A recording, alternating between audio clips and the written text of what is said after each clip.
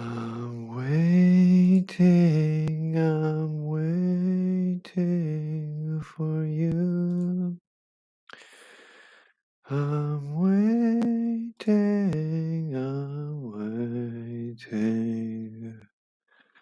All right, so we are live. Let me check the audio. 1, 2, 3, 4, 5. Yeah, sounds good. Okay, so today I wanted to have a quick discussion of what is a black hole. Javier, it's to say, why are you up so late? I just took my melatonin, so I'm waiting for it to kick in. I'm just gonna stream and then go to sleep. I mean, first brush my teeth, I guess.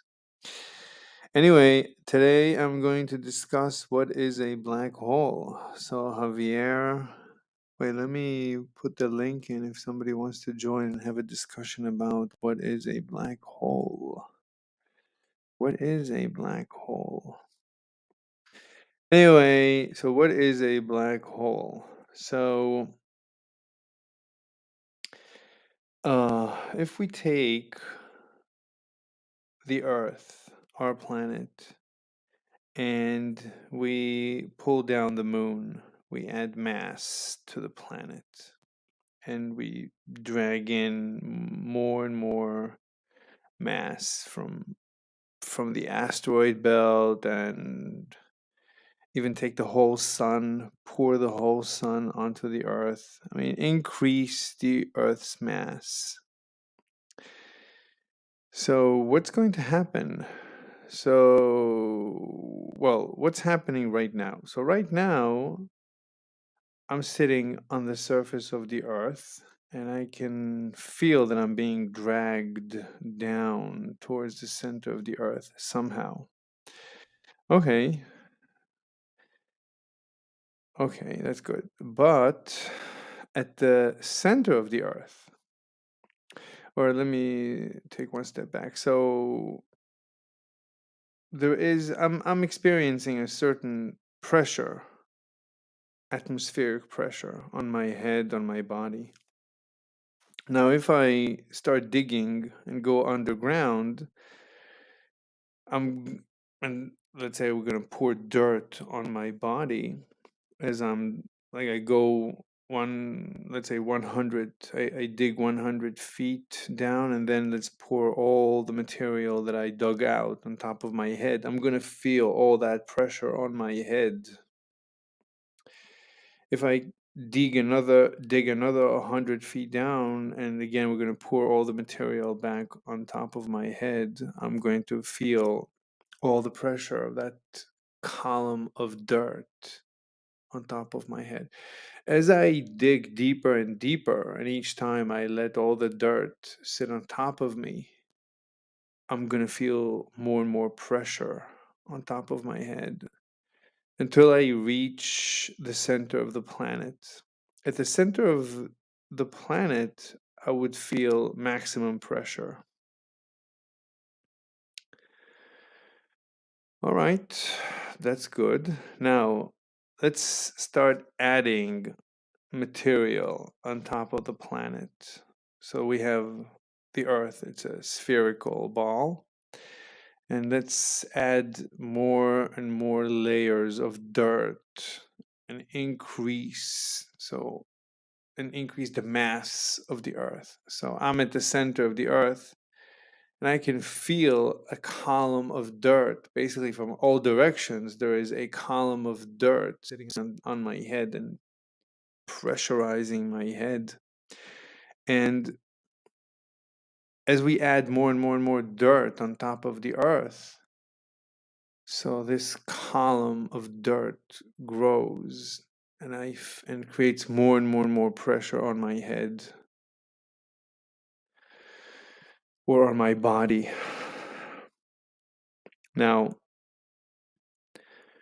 if we look at the planet and we check the pressure at every point in the planet, inside the planet. So on the surface of the planet, we basically have zero pressure.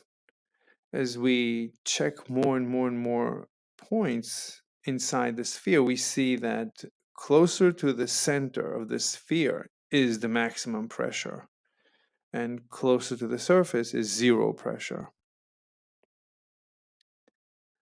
Okay. Now, all this pressure is sitting at the end of the day, the maximum pressure is on one atom at the center of the planet. You could say that the entire planet is sitting on top of a single atom. And you could say that that atom, I mean, it's the electron cloud, because right, electron clouds are putting pressure, right? If we have two atoms that are being pressured to, right, there's pressure, right? Let's take the two the two atoms at the center of the planet. Let's take the atom at the center of the planet, and right, we have a column of dirt sitting on top of this atom. So there is an atom sitting on top of it. So what's pressing is the electron cloud. The electron clouds are pressing against each other. So, but all that it is just an electric field. And the electric field, it has a force, but this force, at the end of the day, we're going to create what's known as fusion. Whatever these two atoms are, let's say it's two hydrogen atoms. For some reason, there's hydrogen atoms. Hey, Andrew, what are we talking about? I'm explaining what a black hole is. You want to hop on the stream and ask questions, or you can ask questions. Wait, Javier says, I'm in New York City as well. I enjoy watching yours and Greg's stream after a stressful day at work. Yeah, I find YouTube to be the best thing since, I guess, since ever. It's terrific. I love it. Anyway, so let's say we have two atoms at the center of the planet. And after all that pressure, what's going to happen is they're going to fuse. And the electron clouds are going to fuse, and the nuclei of the two atoms are going to fuse. And we're just going to have a heavier atom. So if we had two hydrogen atoms, they're going to become, I think, helium. They're going to become a helium atom. No big deal. But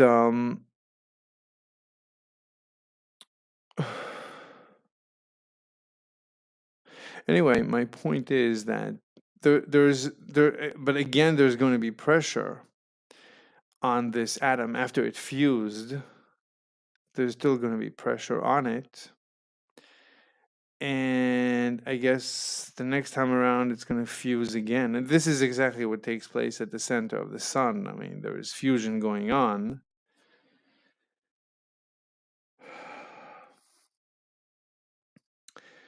But at one point, let's see, on the sun, I mean, the way black holes, I'm going to switch to the sun. It's simpler to discuss the sun. I'll have to think about what happens if we take the Earth and turn the Earth into a black hole. It's a little different than if we convert the sun into a black hole. The sun is simpler. Wait a minute. Did you study this as your major in college or just personal curiosity? This is just, I don't want to dox myself, but this is, as far as you're concerned, this is my hobby.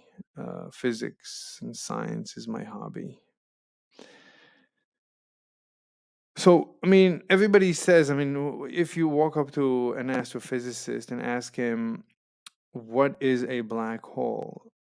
they will never answer. Basically, they never answer this question. They never answer what is a black hole. They only tell you what is outside of a black hole and how we from the outside experience a black hole. They never tell you what is inside a black hole. They actually tell you that it's impossible to know what's inside the black hole.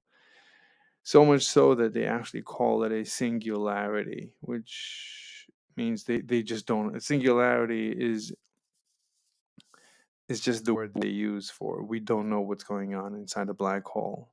So I'm just going to explain to you what I think is inside a black hole. I don't think there's anything perplexing about it. I think it's pretty straightforward. Anyway, so let's take the sun. The sun is simpler. I already thought about the sun. I never thought about how we convert the Earth into a black hole. I'll have to think about it, but let's talk about the sun. So the sun, what's going on in the sun? The sun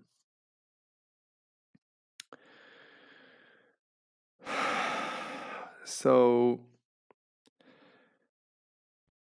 the sun converts all it fuses all these elements,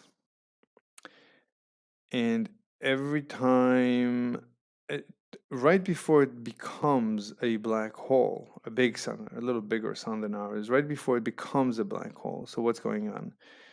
So it expands and then it collapses back. There's like layers.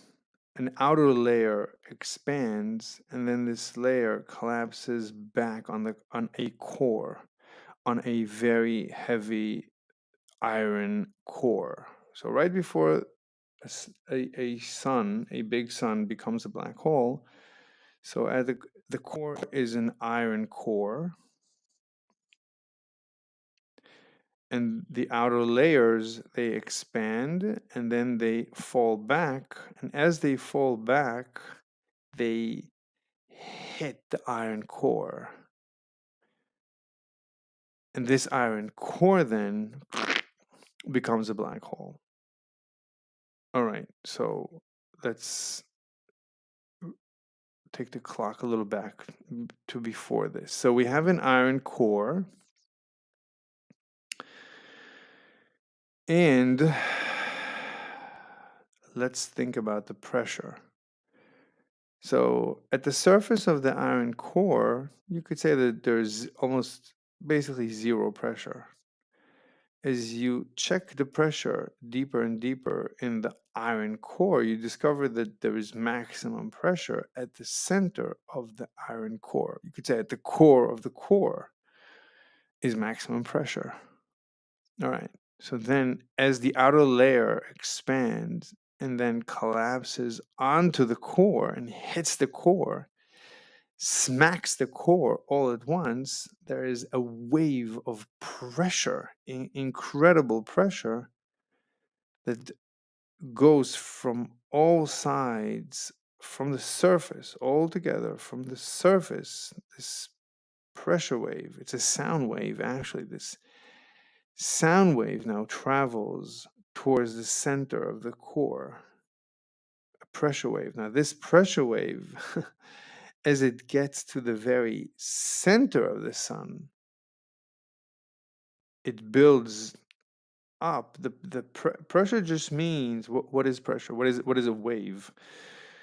So you could say that there is two atoms on the surface of the iron core, right, where there is basically zero pressure. So as the outer shell collapses on the iron core, so it moves the surface most atom closer to the one layer below the surface, that atom right next to it. And the second one now pushes, right, moves, and it pushes on the third layer and the fourth layer. It's just a motion. This is just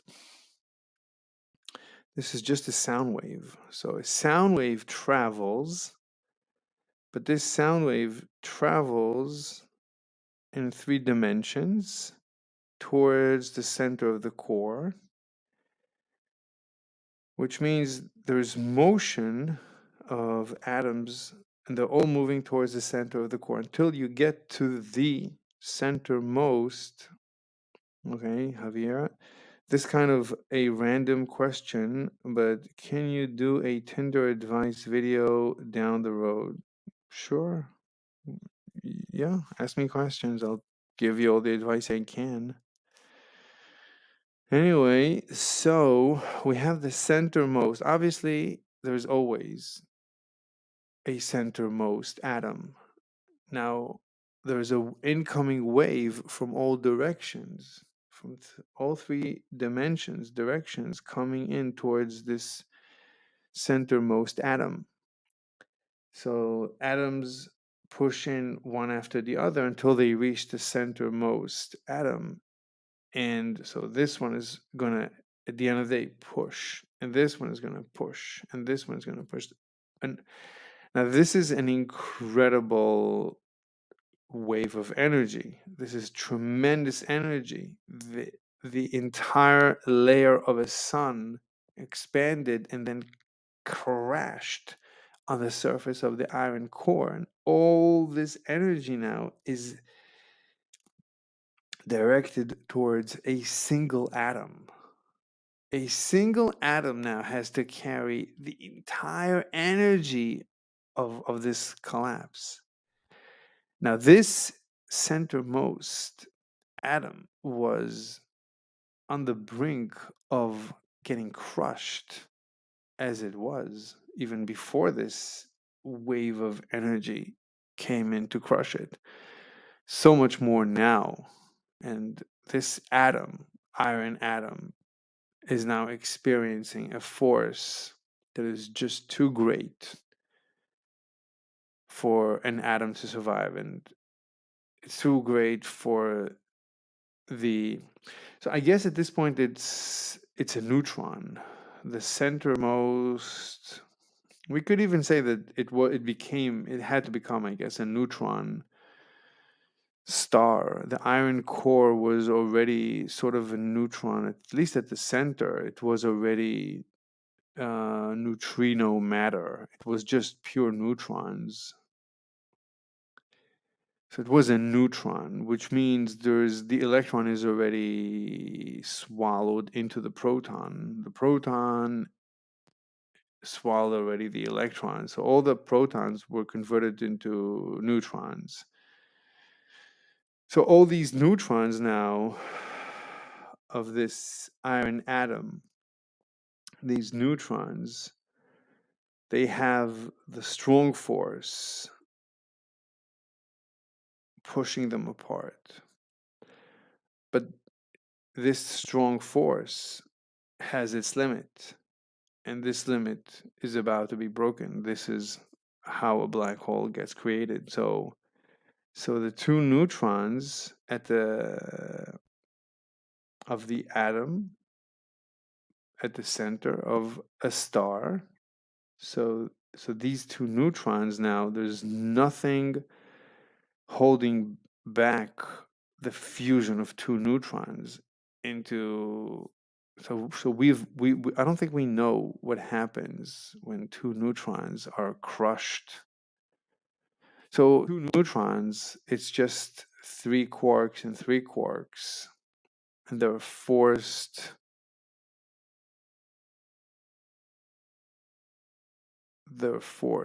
I don't think we know what happens at this point. But at one point, the point is that at one point, whatever matter we end up with, it cannot withstand the pressure that we are presenting it with. It's just too much. Now, what does it mean it's too much? What it means is that this thing is holding up not only the entire star, but the entire star expanded and then collapsed. At least the outer layers expanded and then collapsed on top, and all this energy is directed at a single. At the end of the day, even the nucleus of an atom, there is a single neutron at the center.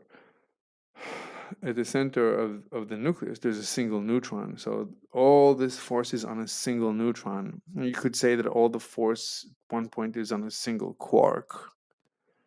Anyway, something at the end of the day has to give. These things are not, they have their limits. And that's it. This limit has arrived.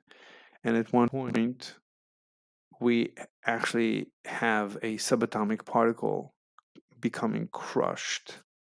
And then you could say we don't know what happens.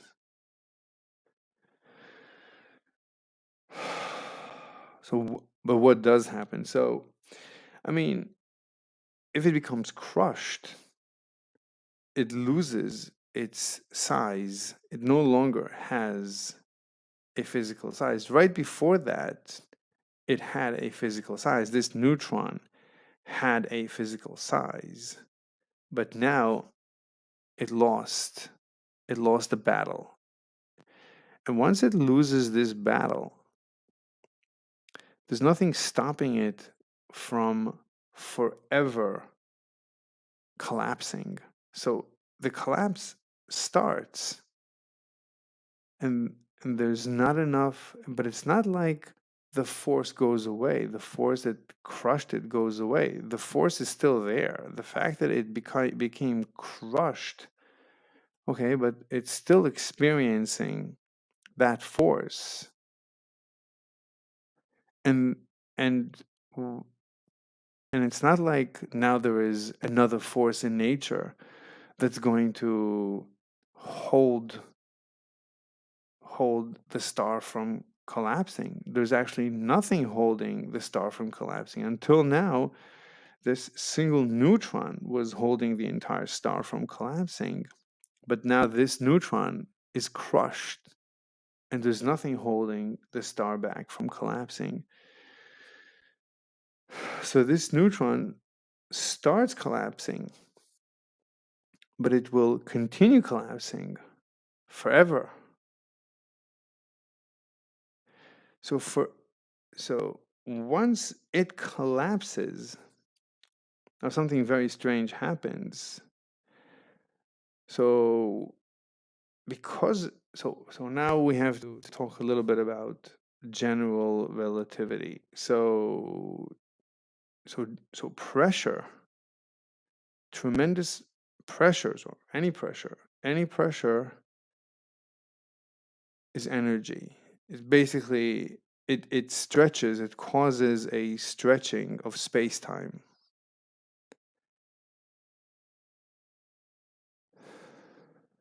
So this pressure,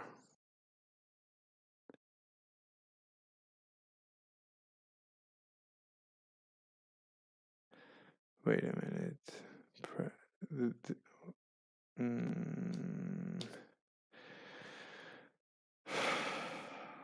Yeah, we're gonna have to stop here. I'm gonna have to think about this.